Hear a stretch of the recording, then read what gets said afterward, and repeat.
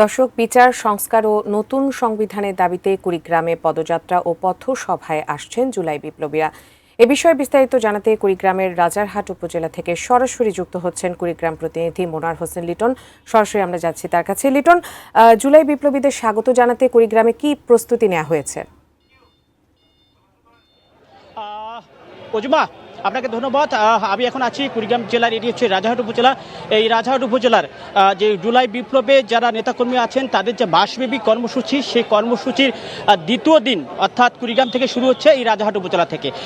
এই মুহূর্তে কিছুক্ষণের মধ্যে হয়তো জুলাই বিপ্লবের মূল নেতা যারা তারা পৌঁছাবেন, এরকম একটা কিন্তু গুঞ্জন শোনা যাচ্ছে। বিশেষ করে এখানে অনেক লোকজন একত্রিত হয়েছে, বিশেষ করে এই যে জুলাই যোদ্ধার যারা সম্মুখ যোদ্ধা তাদেরকে এক নজর দেখার জন্য কিংবা তাদের কিছু কথা শোনার জন্য অনেক মানুষ সেখানে এই উপজেলায় প্রস্তুত রয়েছেন।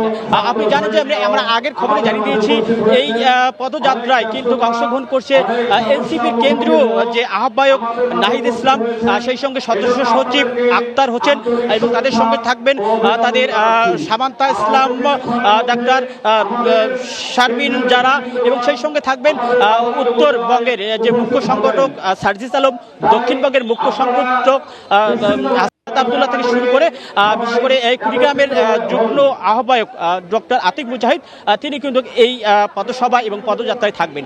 এই যে রাজারহাট উপজেলায় এখন কিছুক্ষণের মধ্যে পদসভা শুরু হবে, সেটি এই পদসভা শেষ হওয়ার পরে তারা কিন্তু কুড়িগ্রামে যাবেন। আমরা যতটুকু জানি কলেজ মোড় থেকে বা ত্রিমুড়ি থেকে একটি পদযাত্রা শুরু হবে। সেই পদযাত্রাটি কিন্তু ঘোষপাড়ায় গিয়ে থামবে এবং ঘোষপাড়ায় একটি তাদের অস্থায়ী কি বলে আপনার মঞ্চ তৈরি আছে, সেই মঞ্চে কিন্তু তাদের ভাষণ হবে। আর সেই ভাষণে নেতাকর্মীরা কিন্তু ভাষণ দেবেন।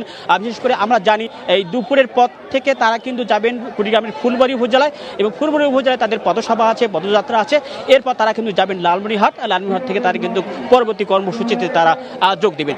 এই যে পদযাত্রা, এই পদযাত্রায় কিন্তু স্থানীয় যারা মানুষ আছে তারা কিন্তু মনে করছে যে এই পদযাত্রায় বিশেষ কিছু থাকবে। এবং আমরা জানি যে ডক্টর আতিক মুজাহিদ যুগ্ম আহ্বায়ক কেন্দ্রীয়, তার বাড়ি কিন্তু এই কুড়িগ্রামের এই রাজারহাট উপজেলায়। তিনি কিন্তু কুড়িগ্রাম বা কুড়িগ্রামের 2 আসন অর্থাৎ রাজারহাট, ফুলবাড়ি এবং কুড়িগ্রাম নিয়ে যে কুড়িগ্রাম 2 আসন, সেখান থেকে কিন্তু এমপির মনোনয়ন প্রার্থী। অর্থাৎ অনেকেই মনে করছেন যে সামনে যদি নির্বাচন আছে, এই নির্বাচন কেন্দ্রিক অর্থাৎ নির্বাচনের একটি প্রচারণা বড় একটা অংশ কিন্তু হতে পারে এই যে তাদের কেন্দ্রীয় নেতাদের আগমনে। সব মিলিয়ে বলা চলে কুড়িগ্রামে এই যে কেন্দ্রীয় নেতাদের আগমন, সেই কেন্দ্রীয় নেতাদের আগমনের উপলক্ষে এলাকাবাসী বা এই এলাকার মানুষজন অনেকটা মুখিয়ে আছে তাদেরকে দেখার জন্য বা তাদের কিছু কথা শোনার জন্য।